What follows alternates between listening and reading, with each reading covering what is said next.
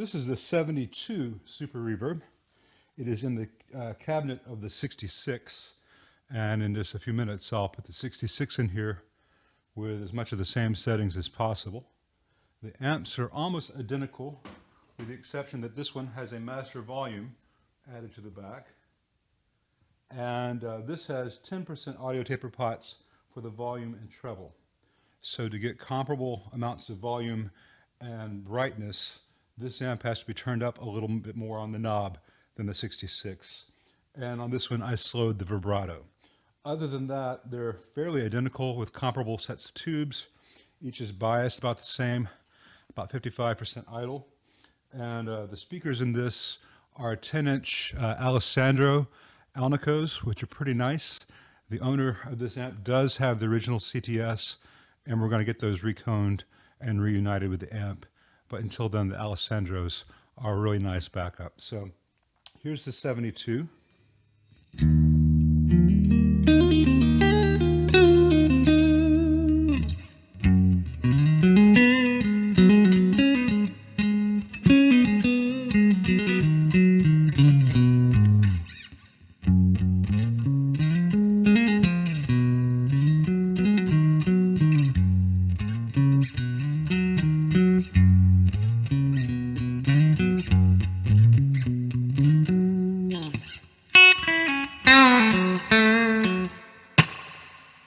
So that's all sounding nice. Let's turn the tremolo on. And as I mentioned, it goes really low and slow.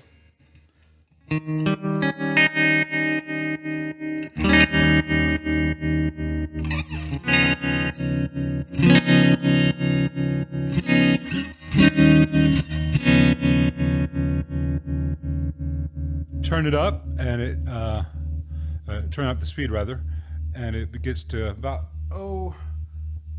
3 there is the normal minimal speed on a Super.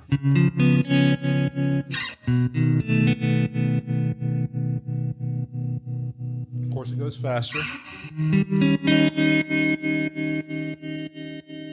It's even better if I turn up the tremolo speed instead of the reverb.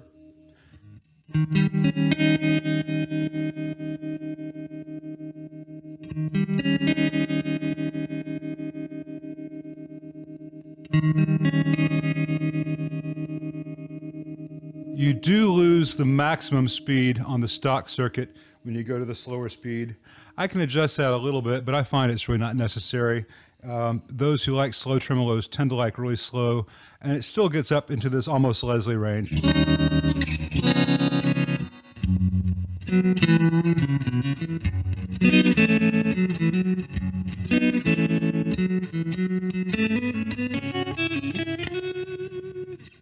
So that's very nice. It doesn't thud or thump.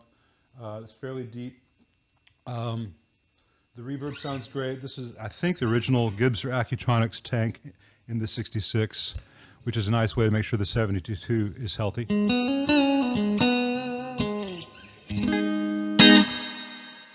So I'm going to swap this out for the 66 and see how it sounds. All right, this is the 66 in its cab, and it is almost done. The tremolo's got a slight tick in it that it did not have on the bench, but that's just a matter of adding a cap across the roach. I'll do that after this video. That's so common, it's not really a problem. Anyway, I've got the settings about the same. So the volume and treble are a little bit lower on the knob compared to the 72 to get about the same sound.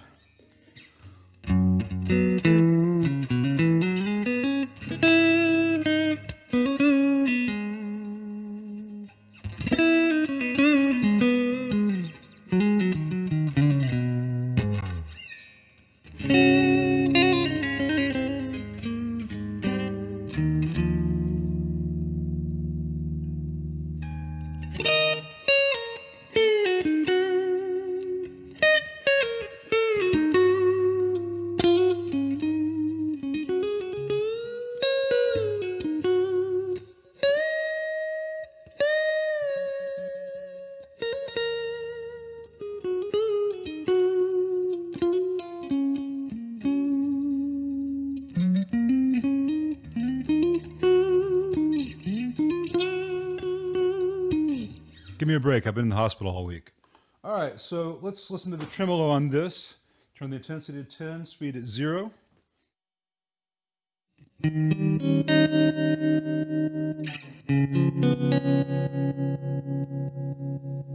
Turn the tremolo up, speed up.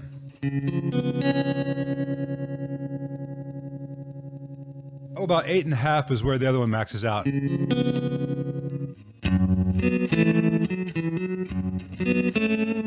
Ish. You know, this goes a little bit faster.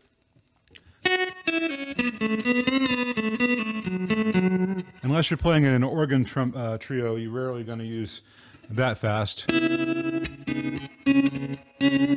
Though I'm sure there's someone out there in a Radiohead-esque band that would prove me wrong. But yeah, the tremolo sounds great. I'll get rid of that ticking right after this. And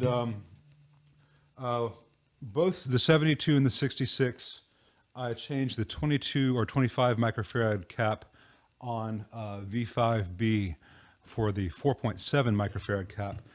The only difference is it means that the speed change tracks with the rotation of the speed pot. You don't have big gaps. If I turn the reverb up,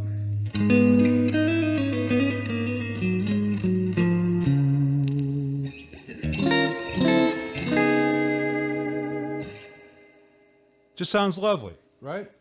So I'm gonna get rid of that ticking, and might be a little bit extra noise in that reverb return that I wasn't hearing on the bench. Not too bad.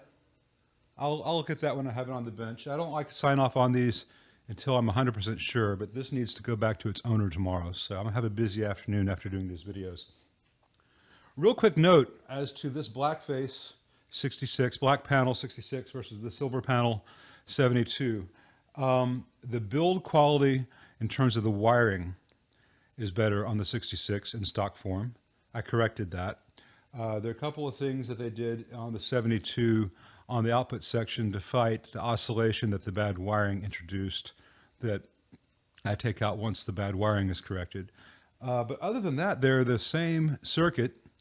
And now that all the cathode bypass caps are on the main board, not going random places on the chassis, they're exactly the same circuit, though this one doesn't have the master volume that the 72 has that I added.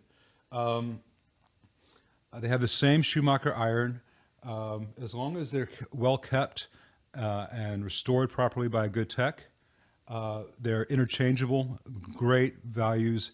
The silver panels cost a lot less than the black panels. That's just how it is. The differences aren't just cosmetic, however.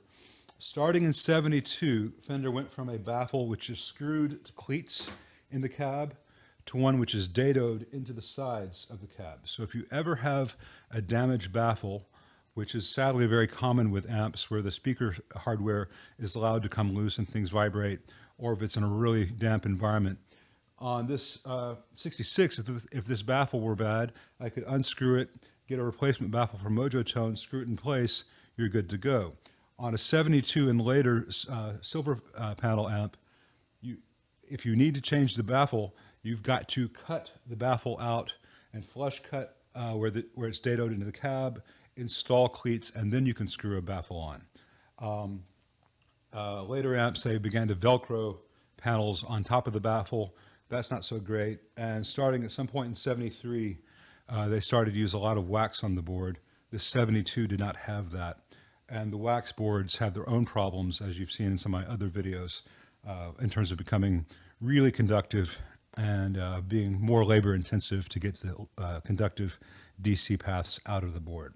So if you can afford to get 71 or earlier, that is probably the best choice, with 72 being the next best choice, because 72 is the only real downside are the dadoed in baffle. Starting in 73, you get the dadoed in baffle, a lot of wax, and then later in the 70s, they make weird changes to the circuit, and they have the Velcroed on front panels, and it can be made to sound just as good, but I think those amps should cost a lot less when you buy them because they're going to need more work to get up to this standard.